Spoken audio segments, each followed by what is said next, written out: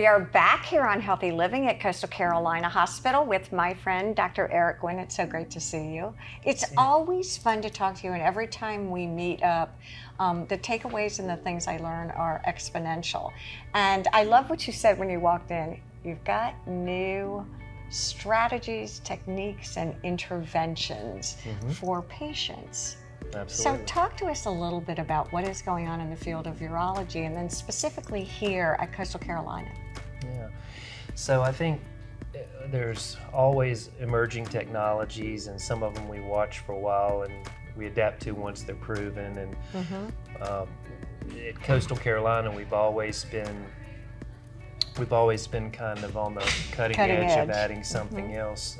Urologic surgery here is one of our mainstays, one of our main lines of treatment. So, is that because of the population and the demographic that's here in this area? We're a bit of an aging population. Well, I think there's a lot of urologic care that needs to be delivered. Specifically here at Coastal, they've made they've been good to us as far as providing the technology to take care of patients. And just a general question, you take care of women and men. That's right. So I think, we typically talk about men, and we're going to do that today. We're going to talk about some of the new interventions that you have, but I think it would be fun at some time to talk a little bit about some common things that occur with women too. Sure. But let's kind of shift back to what we're talking about today, and that is aquablation. Right, aquablation.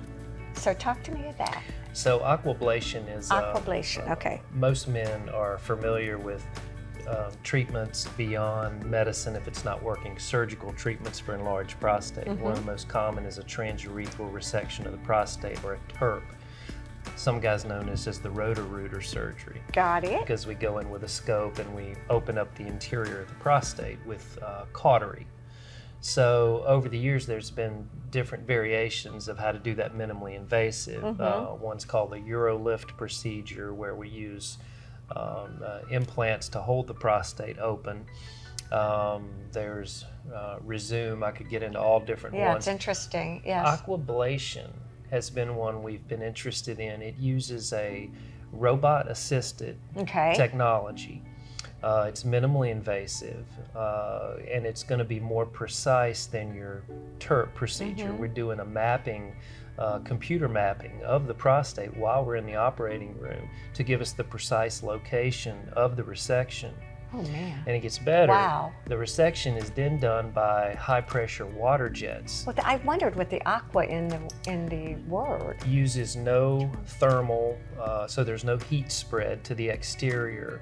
For men, that's very important for sexual function. Okay, so makes that, sense. So that there's been no reported sexual function, incontinence, none of these particular issues that theoretically could occur with more invasive procedures. And are huge side effects and impact people's lives. They're huge side effects and probably keep a lot of men from proceeding for fear of that. What is the recovery time, and what can people expect? Yeah, I think the typical recovery time, we're going to tell people as far as whether you stay in the hospital or not. Maybe early on you would stay overnight. Eventually it may be outpatient. Okay. But I would say within a couple of weeks. When you see a patient and they come in, how do you all determine? Do you determine collaboratively what procedure is going to be most appropriate for them? And for this aquablation, is there a patient or demographic that would be more appropriate? So I think every patient's individual. Okay. And definitely I like the word collaborative, because if you come in with preconceived notions or I want to hear that so that we can tailor the treatment to you. Okay. And I think most of us as urologists agree with that. But some people have been on medication, some people don't want to take medication. Okay. Some people would be more interested in a minimally invasive treatment. So we're going to hear the whole story. Usually we'll look in with a cystoscope in the office, see what the prostate looks like, and then tailor a treatment plan.